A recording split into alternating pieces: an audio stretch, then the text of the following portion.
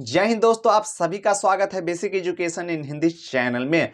दोस्तों यह part 4 video है। आधुनिक भारत का यह पार्ट 4 वीडियो है। इससे पीछे 3 वीडियो और अपलोड कर दिया गया है। दोस्तों अभी तक आप लोग नहीं देखे हैं तो वो भी वीडियो देख लीजिए। दोस्तों इस वीडियो में हम लोग बात करेंगे कांग्रेस के गठन के सिद्धांत एवं इस वीडियो में हम लोग जानेंगे कांग्रेस के गठन के उद्देश्य क्या, लक्ष्य क्या था, इसका जब गठन हुआ तो इसका लक्ष्य क्या था एवं विभिन्न अधिवेशन 1885 से प्रथम अधिवेशन से लेकर हम लोग इसमें हम लोग जानेंगे लॉर्ड लिटन के बारे में, जो भारत के वायसराय 1876 से 1880 तक थे।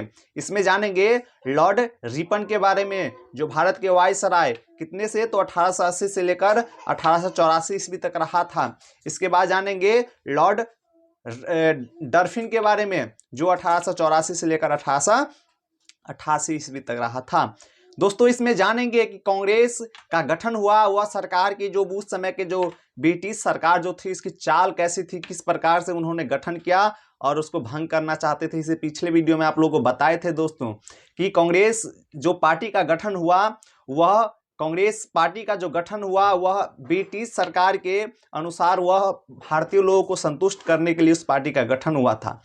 वह चाहता था कि 3 साल के बाद इस पार्टी का क्या कर दिया जाएगा, भंग यानी समाप्त कर दिया जाएगा, लेकिन ऐसा हुआ नहीं। इसके बाद भारत में क्या हुआ, कैसे किस प्रकार से यह पार्टी काम की, इस पार्टी में कौन कौन लोग थे, ठीक ना, इसके बारे में भी जानेंगे। क्या इस पार्टी से जो शुरुआत में जब पार्टी बनी तो इससे गरीब लोग भी जुड़े थे या अमीर बड़े खानदान के लोग ही इसमें जुड़े थे, इसके बारे में भी चर्चा करेंगे। कुलीन वर्ग जिसे कहते हैं। चलिए तो सबसे पहले हम यहाँ से शुरू करते हैं वीडियो को। कहाँ से, तो कांग्रेस के गठन के सिद्धांत से। तो दोस्तों आप लोगों को पता होगा कि मूलतः कांग्रेस के सिद्धांत कितने हैं, कांग्रेस के गठन के सिद्धांत कितने हैं, तो 3 सिद्धांत हैं। क्या क्या है, तो सबसे पहला अगर बात किया जाए तो सबसे पहला सिद्धांत जो है वह सुरक्षा कपट का सिद्धांत है। क्या है, सुरक्षा कपट का सिद्धांत। दोस्तों यह बहुत ही इंपॉर्टेंट है, परीक्षा में कई बार पूछे भी गए हैं, इसीलिए इस वीडियो को ध्यान से और अच्छे से देखना है। दोस्तों हमको आशा है कि अगर आप वीडियो अच्छे से स्किप नहीं करते और वीडियो अच्छे से देखते हैं तो आपको यहाँ से ज्ञान मिलेगा, ठीक ना दोस्तों, कुछ ना कुछ जरूर आप लोगों को सीखने को मिलेगा। तो वीडियो में बने रहिए और अच्छे से देखिए, कॉपी पेन साथ में रखना है, लिखते भी चलना है, ठीक ना। तो सुरक्षा कपट का सिद्धांत सबसे पहला सिद्धांत था। क्या है, तो थ्योरी ऑफ सेफ्टी वाल्व, ठीक ना दोस्तों। यह जो सबसे पहला सिद्धांत जो था, कौन, तो सुरक्षा कपट का सिद्धांत यह किसने दिया था, तो यह दिया था लाला लाजपत राय। किसने दिया था दोस्तों, लाला लाजपत राय ने दिया था। इसके बाद दूसरा सिद्धांत जो है षड्यंत्र का सिद्धांत, थ्योरी ऑफ कॉन्स्पिरेंसी, ठीक ना, किसने दिया था दोस्तों, तो रजनी पाल में दत्त ने दिया था, ठीक ना। दूसरा जो सिद्धांत है, इस सिद्धांत, तीनों सिद्धांत बहुत ही इंपॉर्टेंट है। दूसरा सिद्धांत जो है वह, इसको ऐसे भी लिख सकते हैं, प्रथम, दूसरा और तीसरा, ठीक ना। तो पहला था सुरक्षा कपट का सिद्धांत, थ्योरी ऑफ सेफ्टी वाल्व। इसके बाद मतलब इसका सिद्धांत किसने दिया था, तो लाला लाजपत राय ने। दूसरा है षड्यंत्र का सिद्धांत, थ्योरी ऑफ कॉन्स्पिरेंसी, कौन दिया था, तो रजनी पाल में दत्त ने दिया था। इसके बाद है तीसरा त्वरित चालक का सिद्धांत, थ्योरी ऑफ लाइटिंग, ठीक ना, कंडक्टर, किसने दिया था दोस्तों, तो यह दिया था गोपाल कृष्ण गोखले। दोस्तों इसमें हम लोग ये भी जानेंगे कि यह सिद्धांत दिया क्यों दिया, ठीक ना, कैसे पढ़ा यह सिद्धांत। तो दोस्तों सबसे पहले हम लोग पहला सिद्धांत को समझ लेते हैं, सुरक्षा कपट का सिद्धांत। देखिए सुरक्षा कपट का सिद्धांत क्यों कहा गया और षड्यंत्र का सिद्धांत क्यों कहा गया, त्वरित चालक का सिद्धांत क्यों कहा गया। तो देखिए सबसे पहला हम लोग समझ लेते हैं। दोस्तों इसमें आप लोग को लेक्चर ज्यादा दिया जाएगा, लिखने से ज्यादा किस पे ध्यान दिया जाएगा, तो लेक्चर पे, ठीक ना, इसीलिए ध्यान से सुनना है, ठीक ना। देखिए तो सबसे पहला जो है सुरक्षा कपट का सिद्धांत, देखिए कपट से ही पता चलता है, ठीक ना, कि छल कपट हुआ है। तो छल कपट क्या हुआ है, तो कहीं पे स्पेस है, चलिए यहाँ पे बताते हैं आप लोगों को। आप लोग को पहले ही बता दिए थे, इसे पिछले वीडियो में ही बता दिए थे। चलिए हम शॉर्ट में भी एक थोड़ा उसके बारे में चर्चा कर लेते हैं। जो एओ ह्यूम जो था, एओ ह्यूम वह भारत में देखा कि जनमानस, भारतीय जनमानस में एक आक्रोश की भावना है, ठीक ना, असंतोष की भावना है। अंग्रेज सरकार को ऐसी असंतोष की भावना है कि 1857 की क्रांति से भी भयंकर क्रांति हो सकती है, जो कि स्कॉटलैंड के निवासी बताए थे। क्वेश्चन में भी आता है कि एओ ह्यूम जो है, ठीक ना, यह कहाँ के निवासी से, स्कॉटलैंड के, जो कि आप लोगों के पिछले वीडियो में भी इस बात की चर्चा की गई, इसलिए आप लोगों को पहले ही बता दिए हैं कि अगर पिछले वीडियो नहीं देखे हैं, पार्ट 1, पार्ट 2, पार्ट 3 वीडियो नहीं देखे हैं तो जाके पहले वो वीडियो देख लीजिए। चलिए, तो एओ ह्यूम ने भारत में भारत का दौरा कर रहा था, वह जब देखा कि भारत में माहौल पूरा क्या है, गड़बड़ाया हुआ है, माहौल पूरा गड़बड़ाया हुआ है। गड़बड़ाया हुआ क्यों है दोस्तों, तो ये भी आप लोगों को बताए थे, क्योंकि जो उस समय जब 1857 की क्रांति लगभग समाप्त हो गई थी, उस समय भारत में आगमन हुआ था किसका पता है, तो आगमन हुआ था ब्रिटिश शिक्षित भारतीयों का, ठीक ना, यानी उसका जन्म भी भारत में हुआ था, सब कुछ भारत में हुआ था, उसका माता पिता सब भारत के थे, लेकिन वह अपनी पढ़ाई पूरी करने के लिए, यानी पढ़ाई करने के लिए, कोई वकालत की पढ़ाई, कोई डॉक्टर, कोई मतलब इंजीनियर, ठीक ना, पढ़ाई करने के लिए कहाँ गए थे, ब्रिटेन गए थे, ठीक ना, क्योंकि उसके पिता मतलब माता पिता सब काफी धनिक मनिक लोग थे, जैसे कि दादा भाई नौरोजी का आप लोग को बता दिए हैं। दादा भाई नौरोजी के पिताजी जो थे उस समय के सबसे बड़े कपास, भारत के सबसे बड़े कपास के व्यापारी के बेटे थे, कौन, दादा भाई नौरोजी, ठीक ना, तो आप लोगों को पहले ही बता दिए थे। चलिए, तो यहाँ पे क्या हुआ, तो एओ ह्यूम भारत का दौरा कर रहा था, भारतीय लोगों में आक्रोश की भावनाएं देखने को मिली, असंतोष की भावनाएं थी, तो वह दौड़ते दौड़ते कहाँ गया, तो जो उस समय के भारत के वायसराय जो थे, ठीक ना, कौन था उस समय भारत का वायसराय, तो उस समय भारत का वायसराय कौन था, तो वो था लॉर्ड रिपन।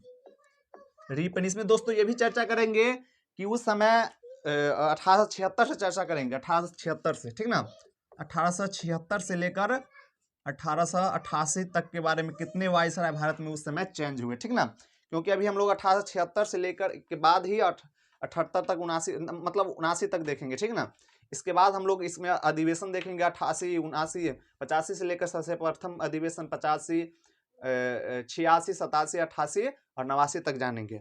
तो यहाँ पे समझिए पहले तो जो उस समय के वायसराय जो भारत में थे, भारत मतलब उस समय का वायसराय जो था, जिस समय भारतीय लोगों में, भारतीय जनमानस में आक्रोश की भावनाएं जो पनपी थी, वह किसके कारण था, आप लोगों को बता दिए हैं कि ब्रिटिश शिक्षित भारतीयों के कारण, क्योंकि ब्रिटिश शिक्षित भारतीय जब आए भारत में तो यहाँ पे देखा कि लोगों को काफी सताया जा रहा है अंग्रेज सरकार के द्वारा, यहाँ पे लोगों से काम करवाया जा रहा है, उसके बदले में पैसे नहीं दिया जा रहा है, लोगों पर मनमानी टैक्स लगाया जा रहा है, भू राजस्व टैक्स कल आप लोगों को बताए थे, ठीक ना, भू राजस्व टैक्स, इसके अलावा और सारे, ठीक ना, भारत के जो पैसा जा रहा है वह उसका कोई व्यवस्था नहीं है, पैसा कहाँ, अंग्रेज सरकार जहां मन होता था जहां लगाते थे, जहां मन होता था वहां खर्चा करते थे। अभी भारत में हम बात करेंगे तो क्या भारत में एक मतलब संस्थाएं बनी हुई, पैसा के कैसा कहाँ पैसा लगेगा सारी चीज देखती है, लेकिन उस समय जो भी करता था अंग्रेज सरकार ही अपना मनमानी करता था, ये सारी चीजें। इसीलिए उन्होंने क्या किया था, ब्रिटिश शिक्षित भारतीयों ने लोगों के मन में भावना जगाई, अंग्रेज के प्रति आक्रोश की भावनाएं जगाई, उन्होंने बताया कि अंग्रेज जो है हम लोगों पे मतलब काफी अत्याचार कर रहा, ऐसे वैसे सारी चीजें जो जिससे अंग्रेज के खिलाफ यहाँ के लोग क्या हो, यहाँ के हुजूम क्या हो, यहाँ की जनमानस क्या हो, तो आक्रोशित हो, ताकि उनसे क्या मतलब इनसे क्रांति कराया जाए और ब्रिटिश सरकार को यहाँ से उखाड़ फेंक मतलब भगाया जाए भारत से, ठीक ना। तो भारत के लोगों तक तो सारी बातें पहुंच गई थी। एक चीज आप लोग को यह भी बताए थे पिछले वीडियो में ही कि 1857 की जो क्रांति हुई थी वहीं से भारत की स्वतंत्रता के नींव डाली, पृष्ठभूमि वहीं से तैयार होने लगा था। 1857 की क्रांति जो हुई थी उसमें ही भारतीय जो लोग जो थे, भारतीय जनमानस जो थे, उनको यह तो पता चलने लगा था कि अंग्रेज से अगर हम लड़ेंगे तो कहीं ना कहीं हम उनसे जीत भी सकते हैं, जीत ही सकते नहीं है, जीत भी सकते हैं, चांस बनता है। क्यों? क्योंकि जो 1857 की क्रांति जो हुई थी और भारत के जो महान जो यहाँ के जो राजाएं जो थे, महान योद्धा जो थे, जैसे कि झांसी की रानी, वीर कुंवर सिंह, इसके अलावा और सारे योद्धा जो लड़े अंग्रेज से, और अंततः तो भारतीय राजाओं को हार का सामना करना पड़ा था, लेकिन भारतीय लोगों को पता चल गया था कि अगर लड़ेंगे तो कहीं ना कहीं जीत की संभावनाएं बनेगी। उनमें सिर्फ चिंगारी लगाना, यानी चिंगारी में सिर्फ आग लगाना था। भारतीय लोगों में चिंगारी तो जल रही थी, लेकिन उसमें आग लगाने वाला कोई नहीं था। वो कौन होगा? तो ब्रिटिश शिक्षित भारतीय। इसके बाद क्या हुआ?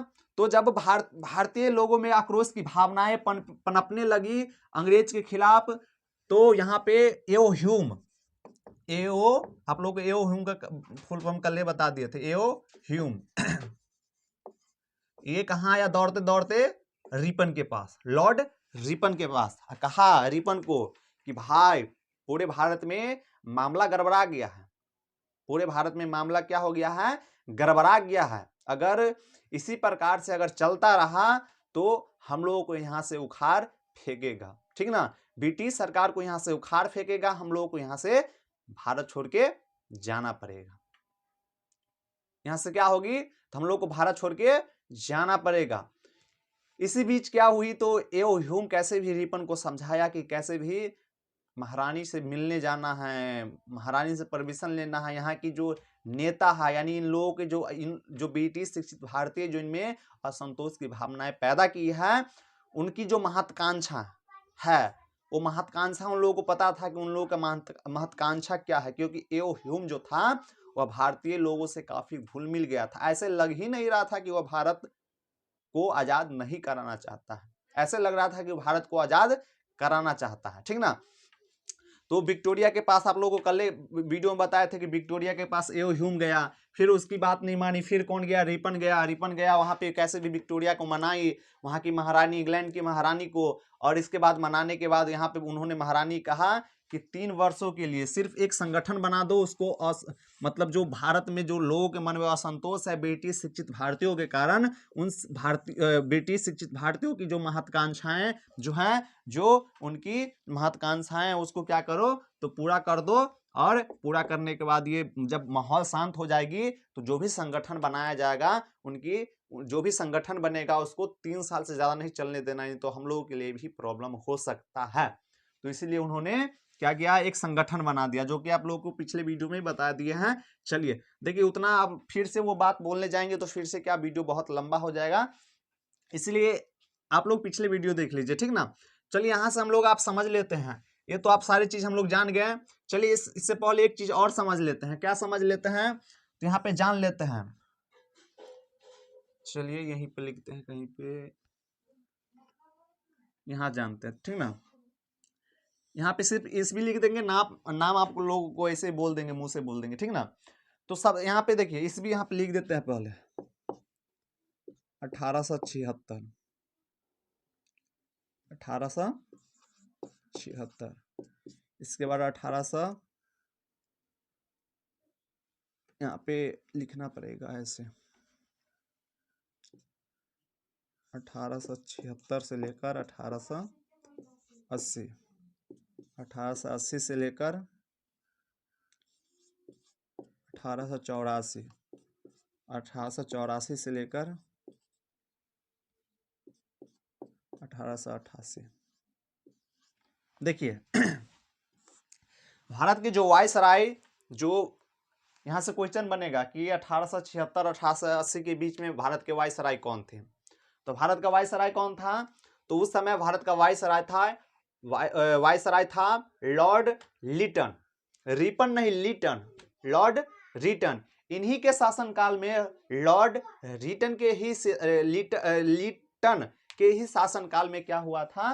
तो वर्नाकुलर प्रेस एक्ट पारित हुआ था।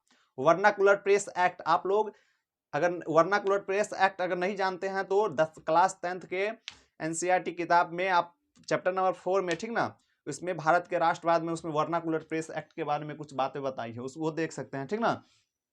तो वर्नाकुलर प्रेस एक्ट किसके शासनकाल में? लॉर्ड लिटन के ही शासनकाल में पारित हुई थी। और इसके बाद 1880 से लेकर 1884 तक इसका शासनकाल रहा। तो यह शासनकाल रहा किसका? तो लॉर्ड रिपन का, ठीक ना, जिसके बारे में हम लोग अभी चर्चा किए हैं। इनके शासनकाल में क्या हुई, वर्नाकुलर प्रेस एक्ट को समाप्त कर दिया गया।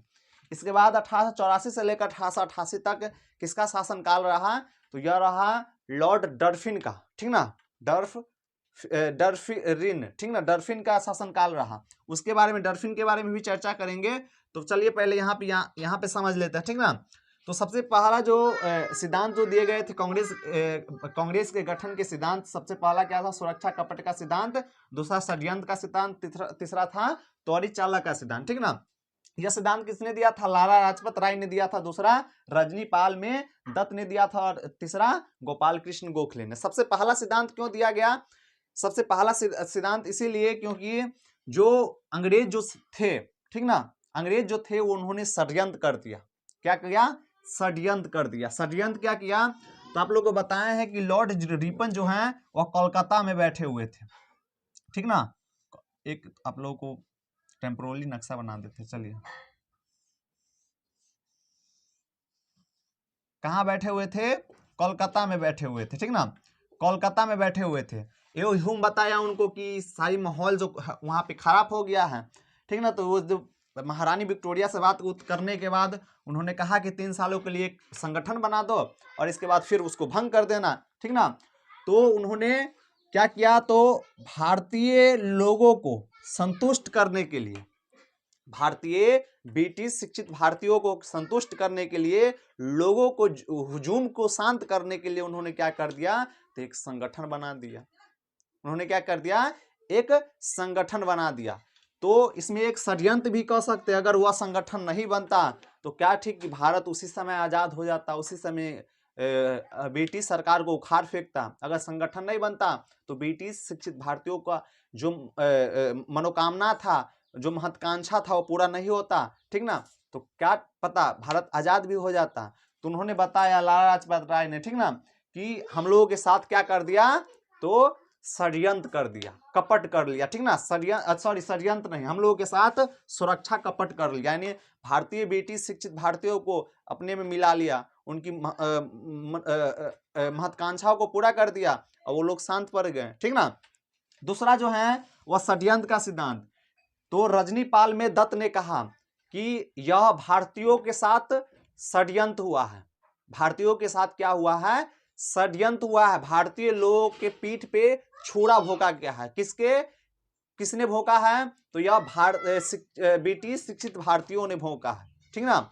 यह उनकी जो महत्वाकांक्षाएं थी, वो महत्वाकांक्षाएं अपनी फायदा के लिए, जो भारतीय हुजूम, भारतीय जनमानस है, उसकी पीठ पे क्या किया है, तो छुरा भोंका है। या ऐसे भी कह सकते हैं, राष्ट्रवादी नेताओं ने भारतीय लोगों के पीठ पे छुरा भोंका है, ठीक ना।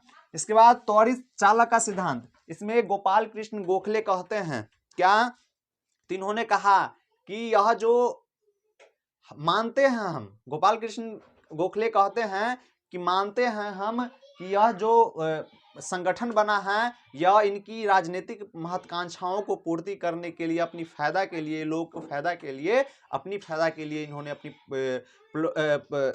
संगठन बनाया है। लेकिन इससे फायदा भी होगा। फायदा क्या होगा, तो फायदा होगा उत्प्रेरक शब्द का अर्थ क्या होता है, तो इससे गति पहुंचेगी भारतीय लोगों का, इसे मतलब तीव्र गति से बढ़ेंगे, क्योंकि हम लोगों का कोई संगठन नहीं था। और यहाँ पे यह उत्प्रेरक शब्द का प्रयोग इसीलिए किया गया है, इन्होंने कहा कि इससे मानते हैं कि यह गलत हुआ है, लेकिन इससे भारतीय जनमानस को फायदा भी हुआ है। जनमानस को फायदा कैसे हुआ है, भारतीय लोगों को फायदा कैसे हुआ है, तो फायदा इस प्रकार हुआ है कि इससे भारतीय लोगों को एक नेतृत्वकर्ता मिल जाएगा, ठीक ना। एक संगठन रहेगा तो उसका अध्यक्ष, सचिव, नेतृत्वकर्ता हो जाएंगे। इसमें जो पढ़े लिखे लोग हैं वो इनसे जुड़ेंगे और भारत का नेतृत्व इसी पार्टी से किया जाएगा, ठीक ना। किसका मानना था, तो यह गोपाल कृष्ण का, यानी किसका कहना था, तो गोपाल कृष्ण गोखले का, ठीक ना। तो दोस्तों ये तीनों सिद्धांत आप लोगों को अच्छे से याद करना है। इसके बाद हम लोग कांग्रेस के गठन के उद्देश्यों को हम लोग समझ लेते हैं, ठीक ना। कांग्रेस के गठन के उद्देश्य को देखिए, कांग्रेस का जो गठन हुआ इसका उद्देश्य क्या था, ठीक ना। तो उनका उद्देश्य था भारतीय जनमानस की समस्याओं का समाधान। देखिए इसमें जनमानस शब्द का कितना बार प्रयोग किया गया है। जनमानस शब्द का अर्थ होता क्या है, आखिर जनमानस शब्द का अर्थ होता क्या है? तो जनमानस शब्द का अर्थ होता है जनता का हुजूम, यानी एक जगह 1000, 2000, 5000, 10,000, 15, 20 लाखों में जब लोग जुट जाते हैं उसे क्या कहते हैं? जनता का हुजूम, यानी जनमानस। ठीक ना, जनमानस। ठीक ना, चलिए तो भारतीयों जनमानस की समस्याओं का समाधान इनका मेन उद्देश्य था। इस पार्टी का यानी कांग्रेस पार्टी का गठन के बाद इनका उद्देश्य था कि भारतीयों जनमानस यानी भारतीय लोग जो हैं उसकी जो भी समस्या है उसका समाधान इस पार्टी के थ्रू, इस संगठन के थ्रू होगा। ठीक ना, पहला उद्देश्य। दूसरा देखिए, दूसरा था भारतीयों और अंग्रेजों के बीच मधुर संबंध स्थापित करना, यानी भारत और जो भारतीय लोग जो थे और अंग्रेज जो थे उसके बीच संबंध अच्छा नहीं थे, उसके बीच दोनों के बीच संबंध अच्छा नहीं थे। तो इस पार्टी के थ्रू क्या किया जाएगा? तो क्या की जाएगी? तो इनकी बीच मधुर संबंध बनाया जाएगा। ठीक ना, यानी अच्छा संबंध बनाया जाएगा, जो भी प्रॉब्लम होगा उसको अच्छे से सुना जाएगा। इसके बाद भारतीयों को संगठित कर राष्ट्रीय एकता की स्थापना करना, क्योंकि उस समय की अगर बात कीजिए भारत की, तो बंगाल में क्या होता था तमिलनाडु को नहीं पता होता था, बिहार में क्या हुआ यह महाराष्ट्र के लोगों को नहीं पता है, मुंबई के लोगों को नहीं पता है। ठीक ना, तो इससे क्या होगी? तो इससे भारतीय लोग या भारत के लोग इनसे जुटेंगे, इस पार्टी से जुड़ेगा और इसमें लोग क्या होगी? तो लोगों के बीच एकता की, राष्ट्रीय एकता की स्थापना होगी। ठीक ना, इसके बाद भारत को विकसित करना, यानी उस समय सबसे शक्तिशाली देश कौन होता था? तो इंग्लैंड। तो इनका मानना था, ठीक ना, इनका मानना था कि अगर इनके साथ हम रहेंगे, ब्रिटिश शासकों के अधीन अगर हम लोग रहेंगे तो हम लोगों के भी देश को क्या करेगा? तो विकसित कर देगा। ठीक ना, हम लोगों के भी देश को क्या करेगा? तो विकसित कर देगा। वैसे भी हम लोगों के भारत में बहुत सारे चीज अंग्रेज तो लूटे, लेकिन इसके साथ साथ बहुत सारे चीज दे के भी गया है। ट्रेन की अगर बात करें तो ट्रेन भी इनके ही शासनकाल में, यानी अंग्रेज के शासनकाल में ही चला। आप लोगों को पता होगा कि भारत में सबसे पहली बार ट्रेन 1853 ईस्वी में चला। ठीक ना, बहुत सारी चीज देके गए, ट्रेन ही नहीं बहुत सारी चीज देके गए। ठीक ना, तो यही चाहते थे कि भारत को विकसित कर देगा अगर इसके साथ ब्रिटिश शासकों के अधीन हम अगर रहेंगे तो। ठीक ना, इसके बाद इनका उद्देश्य था कि विभिन्न प्रांतों के नेताओं को एकजुट करना, यानी आप लोग को पहले ही बता दिए हैं कि बिहार में क्या होता है दूसरे राज्य को नहीं पता, उन प्रांत में क्या होता है दूसरे प्रांत को नहीं पता। तो इसमें सारे नेता जब आएंगे, जैसे मान लेते हैं हम बिहार में बहुत ही प्रचलित है, बिहार में हम बहुत ही प्रचलित है, कितना भी बिहार में प्रचलित रहेंगे, क्या तमिलनाडु में जाके वहां हम भाषण देंगे, वहां पे कुछ कहेंगे, लोग से कुछ मांगेंगे तो क्या हमको दे देगा या कुछ मेरी बात सुनने के लिए तैयार रहेगा? नहीं, क्योंकि वहां तमिलनाडु में वहां पे जो उनके बीच जो नेता प्रचलित है और काफी जो जान पहचान के हैं उनका बात पहले सुनेगा। इसीलिए जब सारे लोग एक जगह, सारे नेता जब एक जगह होगा तो इन नेताओं को जो भी यहाँ पे प्रॉब्लम होगी, जो भी मतलब मान लो कि आंदोलन ही करना है, तो वहाँ के लोग यहाँ के नेता को, यानी बिहार के नेता जो गए होंगे उनको बताएगा, यहाँ के बिहार के लोगों को बताएगा। ठीक ना, यानी सीधा तौर पे समझ लीजिए तो विभिन्न प्रांतों के नेताओं को एकजुट कर लोगों को भी एकजुट करना। ठीक ना, ये इनका उद्देश्य था। कांग्रेस के गठन के बाद इनका क्या था? यह उद्देश्य था। देखिए, तो अब हम लोग समझ लेते हैं, आगे हम लोग अब जानते हैं महत्वपूर्ण कथन के बारे में। ठीक ना, देखिए महत्वपूर्ण कथन यानी इंपोर्टेंट स्टेटमेंट के बारे में हम लोग जान लेते हैं। तो देखिए इसमें किसने क्या कहा, तो अगर बात कर लिया जाए, अगर क्वेश्चन पूछता है कि ऐसे कि कांग्रेस के लोग पदों के भूखे राजनीतिज्ञ है, किसने कहा है? यह कथन किसका है? क्वेश्चन ऐसे पूछ देगा। ठीक ना, तो दोस्तों यह कथन किसका है? तो यह कथन है बंकिम चंद्र चटर्जी। किसका है? बंकिम चंद्र चटर्जी। बंकिम चंद्र चटर्जी का कथन है कि कांग्रेस के लोग पदों के क्या है? पदों के भूखे राजनीतिज्ञ है। ठीक ना, इसके बाद अगर बात किया जाए तो दूसरा स्टेटमेंट की तो इसमें बात होगा, तो अगर बात हो जाएगी तो इसमें कहा है कि कांग्रेस क्षय रोग से मरने ही वाली है। यह कथन किसका है? तो अरविंदो घोष की है। इसके बाद कांग्रेस भारत के सूक्ष्म अल्पसंख्यक जनता का प्रतिनिधित्व करती है। यह कथन किसका है? ये इंपोर्टेंट है दोस्तों, ठीक ना। यह कब का कथन है तो ये भी आप लोग समझ लीजिए थोड़ा, ठीक ना। ये जब 1800, आप लोग को पहले ही बता दिए थे कि जो ब्रिटेन की महारानी थी, ठीक ना, विक्टोरिया, वह बताया था कि जो भी संगठन अगर बनाया जाएगा वह संगठन ज्यादा दिन नहीं चलना चाहिए, 3 वर्ष चलना चाहिए, 3 वर्ष। तो प्रथम अधिवेशन 1885 ईस्वी, दूसरा अधिवेशन 1886 और तीसरा 1887 ईस्वी। तीसरा अधिवेशन जब हो गया, चौथा अधिवेशन में हम अधिवेशन की भी बात करेंगे, ठीक ना। अब आगे हम लोग अधिवेशन की भी बात करेंगे। चौथा अधिवेशन में अधिवेशन करने के लिए कांग्रेस पार्टी क्या सॉरी अधिवेशन करने के लिए ब्रिटिश सरकार जो कांग्रेस के जो नेता थे उनको स्थान ही नहीं दे रहा था। वैसे स्थान कहाँ, तो अंततः करना पड़ा इलाहाबाद, ठीक ना, जो अभी प्रयागराज बन गया है, इलाहाबाद। वो भी जानेंगे दरभंगा महाराज, ठीक ना, उन्होंने ही अपना जगह दिया था, बिहार के ही काफी जाना माना पहचाना, काफी धनी मोनी, ठीक ना, दरभंगा महाराज। अगर बिहार से होंगे आप लोग तो दरभंगा महाराज के बारे में जानते होंगे, चर्चा करेंगे। चलिए पहले इसको हम लोग समझ लेते हैं। तो कांग्रेस भारत के सूक्ष्म अल्पसंख्यक जनता का प्रतिनिधित्व करती है। तो यह किसने कहा था? तो लॉर्ड डफरिन ने कहा था। यह कब कहा था? तो यह बात कब की हो रही है? तो आप लोग को बताया थे, तीसरा अधिवेशन हुआ था 1887, और जो चौथे अधिवेशन तीसरे अधिवेशन में यह कहा था, ठीक ना। उस समय इसलिए माहौल ऐसे बनाए जाने लगे उनके द्वारा ताकि इस पार्टी को, इस संगठन को खत्म किया जाए, ठीक ना।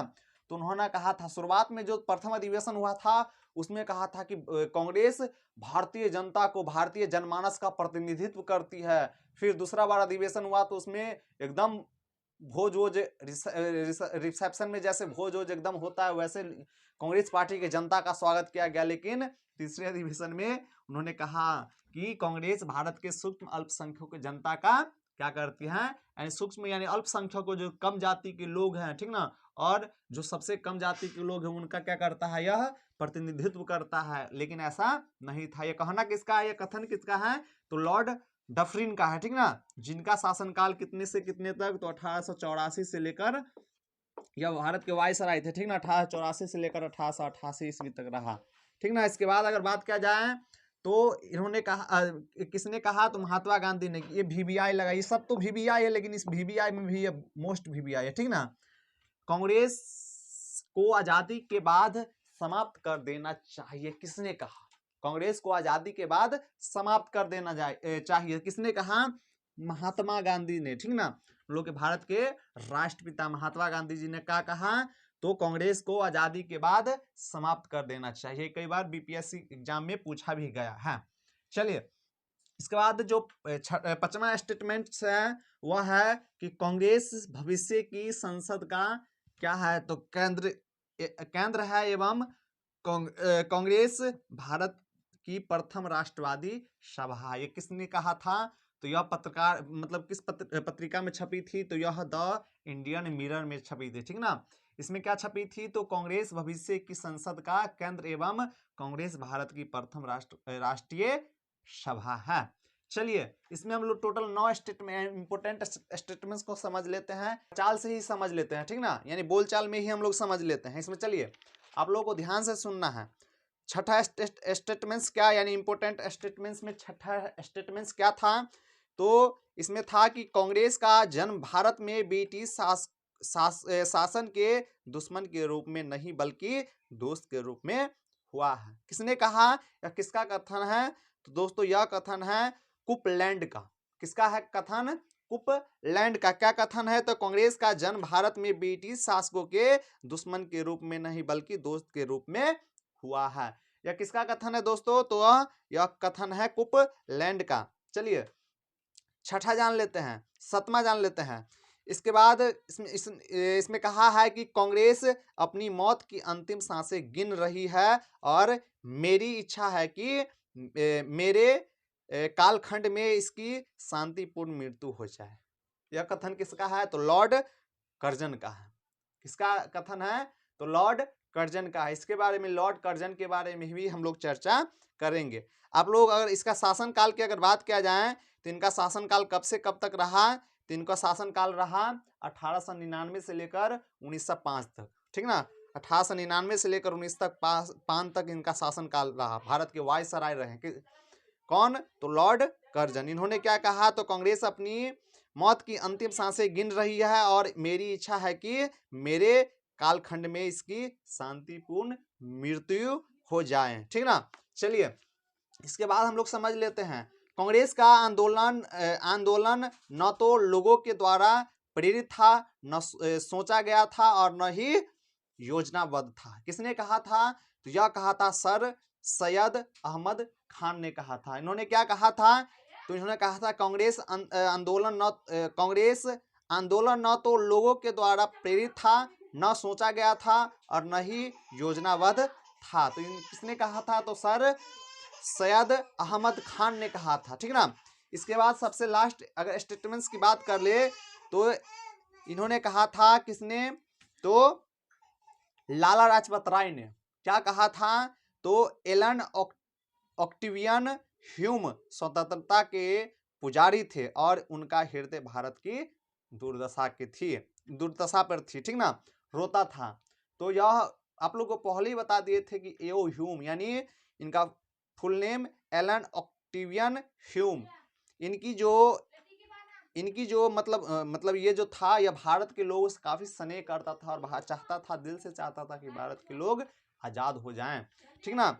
तो लाला लाजपत राय ने कहा एलन ऑक्टेवियन ह्यूम के बारे में कि स्वतंत्रता के पुजारी थे ये और उनका हृदय भारत की दुर्दशा पर रोता था। भारत की जो भी दुर्दशा थी, भारत के लोगों पे जो भी दुर्दशाएं अंग्रेज सरकार के द्वारा की जाती थी, इन दुर्दशाओं पर उनको देख कर क्या आती थी? तो रोना आता था, ठीक ना। चलिए तो अब हम लोग इसमें बात करेंगे, ठीक ना। अब हम लोग बात करेंगे महत्वपूर्ण अधिवेशन के बारे में। चलिए तो अब हम लोग चर्चा कर लेते हैं कांग्रेस के महत्वपूर्ण, ठीक ना, कांग्रेस के महत्वपूर्ण तथ्य पॉइंट के बारे में हम लोग इंपोर्टेंट फैक्ट के बारे में चर्चा कर लेते हैं एवं अधिवेशन के बारे में चर्चा कर लेते हैं। तो आप लोगों को पता होगा कि सबसे पहली बार यानी प्रथम अधिवेशन कितने ईस्वी में हुआ था? तो 1885 ईस्वी में हुआ था। कितने ईस्वी में? 1885 ईस्वी में। चलिए कुछ कुछ लिखना पड़ेगा, इसको पहले साफ कर लेते हैं।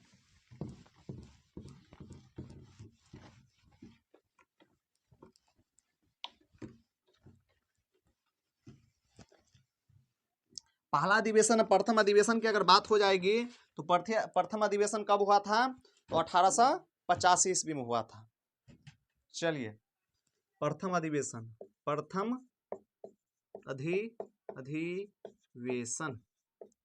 अधिवेशन का क्या होता है? तब पता, बैठक। 1885 ईस्वी 1885 ईस्वी में कहाँ हुआ था? तो आप लोगों को पता होगा पूना जगह को फिक्स किया गया था, लेकिन वहां पे प्लेग महामारी बीमारी फैलने के कारण जगह को बदल के कहाँ कर दिया गया? तो बॉम्बे कर दिया गया। बॉम्बे कहाँ किया गया? तो बॉम्बे किया गया। बॉम्बे कहाँ किया गया था? तो बॉम्बे किया गया था में कहाँ पे? तो गोकुल दास तेजपाल संस्कृत महाविद्यालय, ठीक ना। तो प्रथम अधिवेशन 1885 में बॉम्बे में हुआ था। बॉम्बे में कहाँ पे? गोकुलदास तेजपाल संस्कृत महाविद्यालय। यहाँ पे और प्रश्न बनता है कि बॉम्बे में क्यों हुआ था? तो आप लोगों को पता होगा पूना जगह फिक्स किया गया था 1884 ईस्वी में, जब भारतीय राष्ट्रीय संघ था उसी समय। तो वहां पे पूना में प्लेग महाबीमारी फैलने के कारण, ठीक ना, प्लेग महामारी फैलने के कारण क्या हुआ? जगह को चेंज किया गया और बॉम्बे स्थान को फिक्स किया गया। बॉम्बे में कहां पे?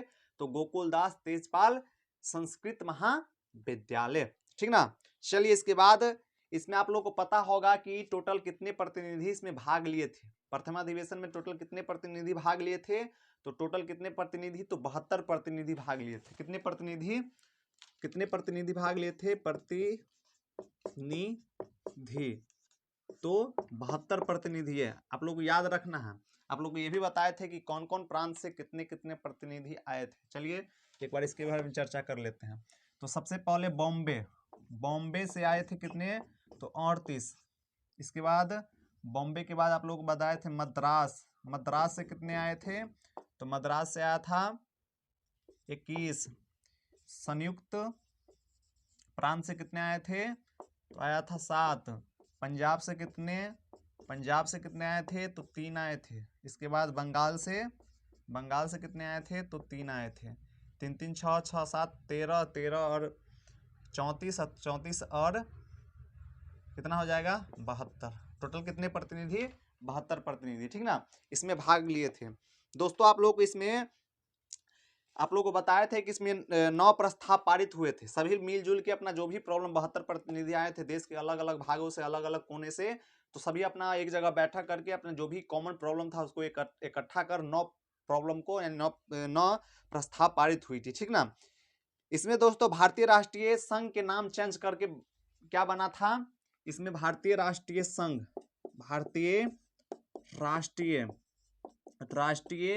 संघ का नाम चेंज करके क्या बना था, चेंज कर दिया गया। चेंज क्या बना था, तो भारतीय राष्ट्रीय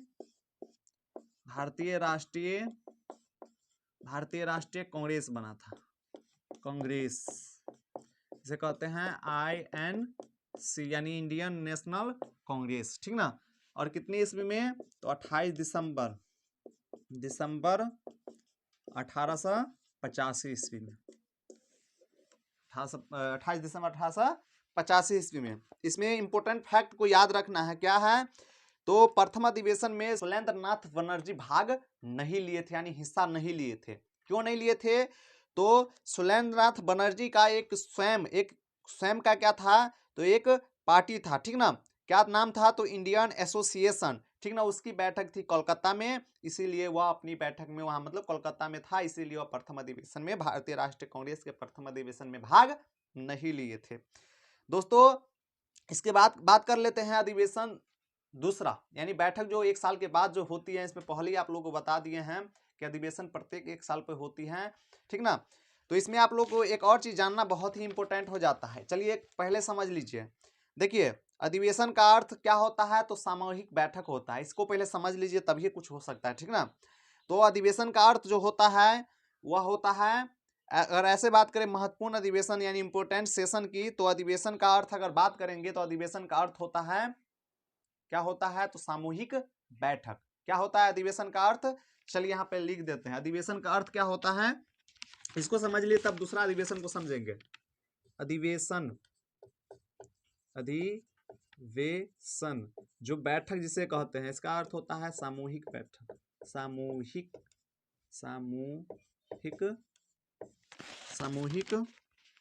बैठक, ठीक ना, सामूहिक बैठक।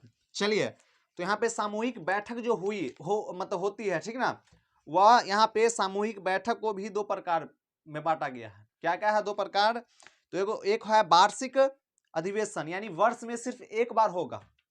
यहाँ पे समझना है, देखिए प्रत्येक 1 साल पे बैठक होती है, लेकिन एक और बैठक हो सकती है जिसे विशेष अधिवेशन कहते हैं। वो कब, तो इमरजेंसी काल के समय में, यानी इमरजेंसी जब भी होगा बैठक बुलाई जा सकती है, लेकिन अगर नॉर्मल चल रही है तो प्रत्येक 1 साल पर बैठक होगी। किसका, तो भारतीय राष्ट्रीय कांग्रेस का, ठीक ना। तो आप लोग को पहले ही बता दिया कि प्रथम अधिवेशन 1885 ईस्वी में, दूसरा अधिवेशन 1886, तीसरा 1887, चौथा 1888, पांचवा 1889, ठीक ना। तो दोस्तों प्रथम अधिवेशन मतलब इसमें ये समझना ज्यादा जरूरी है कि अधिवेशन को भी 2 प्रकार में बांटा गया है। क्या क्या है, तो पहला है वार्षिक अधिवेशन और दूसरा है विशेष अधिवेशन, ठीक ना, यानी ईयरली सेशन, यानी साल में, यानी वार्षिक अधिवेशन साल में एक ही बार हो सकता है, और जो विशेष अधिवेशन है स्पेशल सेशन, वह कभी भी इमरजेंसी काल में हो सकती है, ठीक ना। चलिए इसमें यह समझ लीजिए कि लगभग इसमें 1 साल पे ही बैठक होती है, आप लोग को पहले ही बता दिए हैं।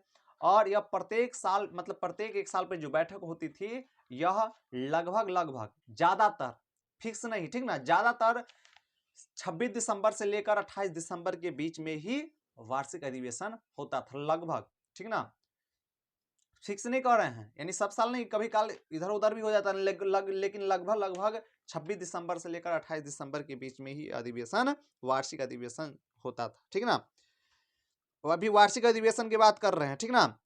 जिस प्रांत में अधिवेशन होती थी, आप लोगों को बताए थे पिछले वीडियो में कि जिस भी प्रांत में अधिवेशन होगा उस प्रांत के नेता उसमें अध्यक्ष नहीं बन सकता है। जैसे कि मान लेते हैं कि बॉम्बे में अधिवेशन होगा, तो बॉम्बे के जो भी मतलब लोग होंगे, प्रतिनिधि होंगे इसके, वह इसमें अध्यक्ष नहीं बन सकते, ठीक ना।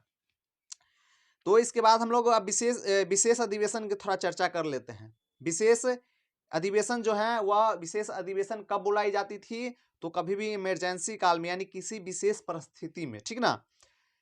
विशेष अधिवेशन पहली बार कब हुआ था, तो यह पहली बार 1918 ईस्वी में आयोजित की गई थी। ये याद रखना इंपॉर्टेंट है। पहली बार विशेष अधिवेशन कब हुआ था, पहली बार विशेष अधिवेशन कब हुआ था, अधिवेशन कब हुआ था, तो 1918 इसमें पहली बार विशेष अधिवेशन बुलाई गई थी, ठीक ना। पहली बार विशेष अधिवेशन कब बुलाई गई थी, तो 1918 ईस्वी में आयोजित की गई थी, ठीक ना। आप लोगों को बताए थे कि जो पहली बार जो अधिवेशन हुआ था, यह प्रस्तावित स्थान कहाँ था, तो पूना, जो कि चेंज करके प्लेग महामारी बीमारी के कारण चेंज करके कहाँ कर दिया गया था, बॉम्बे गोकुलदास तेजपाल संस्कृत महाविद्यालय में कर दिया गया था। इसका प्रथम अध्यक्ष भी आप लोग बताए थे, प्रथम सचिव भी बताए थे। प्रथम अध्यक्ष कौन था, तो प्रथम अध्यक्ष की अगर बात करें, प्रथम अध्यक्ष की अगर बात करें तो व्योमेश चंद्र बनर्जी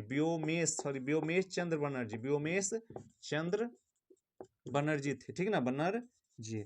और वहीं सचिव की बात करें तो सचिव कौन था, तो सचिव थे एओ ह्यूम, ठीक ना, एओ ह्यूम, जो कि 21 साल तक लगातार सचिव रहे, ठीक ना। चलिए इसके बाद हम लोग बात कर लेते हैं महत्वपूर्ण तथ्य, कांग्रेस के महत्वपूर्ण पॉइंट, ठीक ना। कांग्रेस के महत्वपूर्ण पॉइंट के बारे में हम लोग जान लेते हैं। इसमें प्रथम अधिवेशन के बारे में चर्चा तो किए ही थे, द्वितीय अधिवेशन के बारे में चर्चा।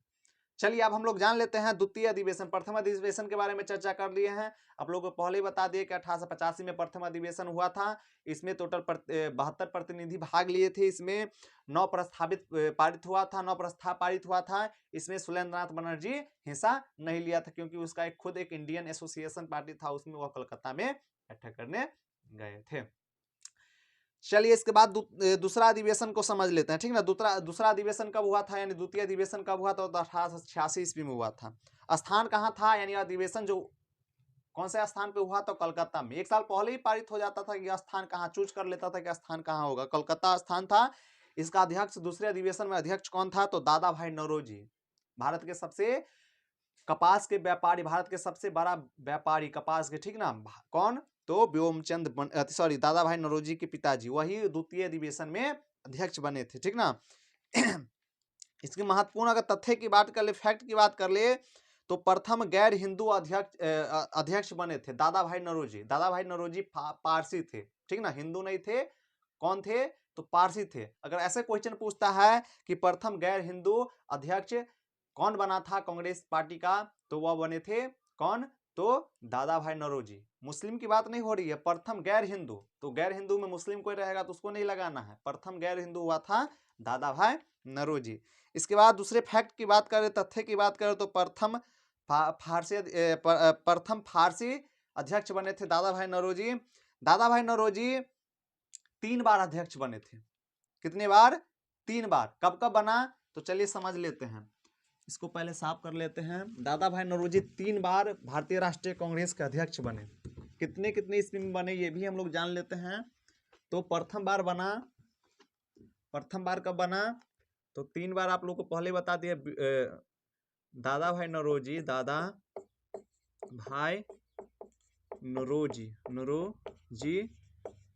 3 बार बना। पहली बार बना 1886 ईस्वी में, ठीक ना, 1886 में। दूसरा बार, और कहाँ इसका मतलब ये भी कहाँ था, ये भी जान लेते हैं। तो प्रथम बार जो बैठक हुई थी कहाँ हुई थी, कलकत्ता में, कलकत्ता। दूसरा बार कब बना, तो 1893 ईस्वी में, ये भी जान लेते हैं। और तीसरा बार कब बना, तो 1906 ईस्वी में। यहाँ जो बैठक यह कहाँ हुई थी, तो लाहौर में हुई थी, लाहौर। और 1906 ईस्वी में कलकत्ता में, कलकत्ता, ठीक ना। तो ये 3 बार बने। सबसे पहले 1886 ईस्वी, 1893 ईस्वी, 1906 ईस्वी में इस बैठक हुई कलकत्ता में, लाहौर में और फिर कलकत्ता में।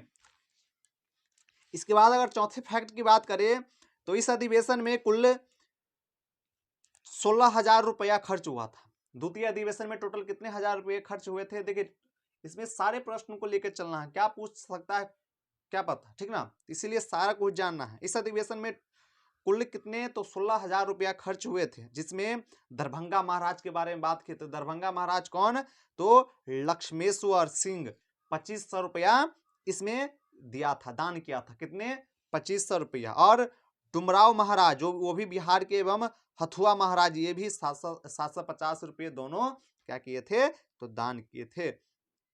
अगर छठा फैक्ट की बात कर ले तो बिहार से 2 लोग विश्वेश्वर सिंह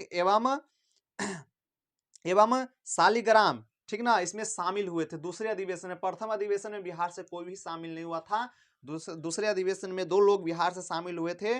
कौन कौन, तो सबसे पहला विश्वेश्वर सिंह, ठीक ना, इसके बाद सालिग्राम, ये दोनों शामिल हुए थे। देखिए के साथ 2 सहयोगी भी शामिल हुए थे। वह 2 सहयोगी कौन थे, तो ये 2 सहयोगी थे पुनेन्द्र नारायण सिन्हा और दूसरा था गजाधर प्रसाद, ठीक ना, ये दोनों शामिल हुए थे इनके। इसके बाद 7वां फैक्ट की बात कर ले तो इस अधिवेशन के सभी 436 सदस्यों को अंग्रेजों ने उदान भोज करवाए थे। रिसेप्शन जो होता है, रिसेप्शन होता है उसी प्रकार, उसी को कहते हैं उदान भोज, ठीक ना, यानी एकदम मानदान, वेलकम जिसे कहते हैं, वेलकम पार्टी जिसे कहते हैं, वैसे। तो यहाँ पे एक और फैक्ट सबसे इंपॉर्टेंट हो जाता है। देखिए यहाँ पे क्या हो जाता है, तो दूसरे अधिवेशन में टोटल कितने लोग शामिल थे, तो कितने प्रतिनिधि थे, तो 436 प्रतिनिधि। टोटल कितने प्रतिनिधि थे, तो 436 प्रतिनिधि, ठीक ना। चलिए इसके बाद तृतीय अधिवेशन की हम लोग बात कर लेते हैं, यानी तीसरा अधिवेशन के। तो तीसरा अधिवेशन 1887 ईस्वी में हुआ था। स्थान कहाँ था, तो मद्रास था। अध्यक्ष इसका था बदरुद्दीन तैयब जी, बदरुद्दीन तैयब जी। इससे पहले ही हम लोग इनके महत्वपूर्ण नेता के बारे में चर्चा किए थे, ठीक ना, जिसमें दादा भाई नौरोजी, बदरुद्दीन तैयब जी। इसके जो पीछे सबसे पहले अध्यक्ष कौन बना था, तो व्योमचंद बनर्जी। ये सब के क्या है, तो कांग्रेस पार्टी के प्रथम मतलब इम्पोर्टेंट अध्यक्ष सब, ठीक है ना। इम्पोर्टेंट मतलब उसके नेता है, तो वही सब अध्यक्ष बनता है, चेंज करके कभी ये बनता है, कभी ये बनता है, कभी ये बनता है। अगर इम्पोर्टेंट फैक्ट यानी महत्वपूर्ण तथ्य की बात करें तो ये प्रथम मुस्लिम अध्यक्ष है। यहाँ पे क्वेश्चन पूछेगा कि भारतीय राष्ट्रीय कांग्रेस के प्रथम मुस्लिम अध्यक्ष कौन थे, तो कौन थे, तो बदरुद्दीन तैयब जी, ठीक है ना। दूसरा फैक्ट की बात करें तो कांग्रेसी बनों का नारा दिया। क्योंकि देखिए यहाँ पे कांग्रेसी बनों का नारा क्यों दिया, तो प्रथम अधिवेशन में कितने, तो 72 सदस्य। दूसरा अधिवेशन में टोटल कितने सदस्य, तो दूसरा अधिवेशन में 436 सदस्य। और तीसरा अधिवेशन की बात करें तो 600 कुछ है, ठीक ना। आप लोग को बताते हैं आंकड़े। तो यहाँ पे आदमी बढ़ ही नहीं रहा था, कांग्रेस पार्टी से जुड़ ही नहीं रहा था, इसीलिए इन्होंने नारा दिया कांग्रेसी बनो। तीसरा फैक्ट की बात करें तो महत्वपूर्ण भारतीय जनता संपूर्ण भारतीय जनता से कांग्रेस में शामिल होने का इन्होंने निवेदन किया, ठीक ना, कि संपूर्ण भारत के लोग कांग्रेस में क्या हो, शामिल हो। इसके बाद महादेव गोविंद रनाडे ने सोशल कॉन्फ्रेंस स्थापित किया था। अगर यहाँ पे क्वेश्चन अगर पूछता है कि किसने सोशल कॉन्फ्रेंस स्थापित किया था, तो किसने किया था, तो महादेव गोविंद रनाडे ने। इसके बाद 5वां फैक्ट की बात करें तो विषय निर्धारण समिति की भी स्थापना की गई थी तृतीय अधिवेशन में। इसके बाद लॉर्ड डर्फिन का कथन है कि कांग्रेस भारत का सूक्ष्म अल्पसंख्यक जनता का प्रतिनिधित्व करता है। किनका, तो ये तृतीय अधिवेशन में बताए थे। क्योंकि आप लोग को बता दिए हैं कि पहले ही बात जो हुआ था विक्टोरिया, यानी ये सारी चीज जो बताया था कि 3 साल के बाद इस पार्टी को भंग कर देना है, इसलिए तृतीय साल में यह कुछ कुछ करना शुरू कर दिया कि लोग बौखलाएंगे, पार्टी को भंग करेंगे। क्या कहा, तो इन्होंने कहा कि कांग्रेस जो है भारत के सूक्ष्म अल्पसंख्यकों जनता की का प्रतिनिधित्व करता है, ठीक ना। चलिए चौथे अधिवेशन की बात कर ले। चौथा अधिवेशन कब हुआ, 1888 ईस्वी में, ठीक ना। यह स्थान कहाँ था, तो इलाहाबाद। आप लोग को बता दिए हैं कि चौथे अधिवेशन के लिए कांग्रेस की जो बैठक हुई, चौथे अधिवेशन जो हुआ इस अधिवेशन के लिए ब्रिटेन सरकार मतलब जो कांग्रेसी सरकार जो था, सॉरी, जो ब्रिटेन के सरकार यानी जो इंग्लैंड के सरकार यानी इंग्लैंड के जो हम पे राज जो कर रहा था वह स्थान नहीं दे रहा था अधिवेशन के लिए। तो दरभंगा महाराज ने क्या किया, तो उन्होंने अपना पैसा खर्चा करके इन्होंने क्या किया, इलाहाबाद का जगह ही मतलब खरीद लिया, ठीक ना। तो इसके बारे में चर्चा करेंगे, इस फैक्ट में जानेंगे। इसका अध्यक्ष पहले समझ लेते हैं। तो इसका अध्यक्ष जो बना, चौथे अधिवेशन का अध्यक्ष जो बना वह जॉर्ज यूले बना। यूले नाम से ही पता चलता है कि यूरोपीय लोग हैं। यहाँ पे क्वेश्चन बनेगा कि प्रथम यूरोपीय अध्यक्ष कांग्रेस पार्टी का कौन बना, तो जॉर्ज यूरे बना, ठीक ना। तो यहाँ पे कोई इस फैक्ट के बारे में जान लेते हैं। प्रथम यूरोपीय अध्यक्ष बना कौन, तो जॉर्ज यूरे।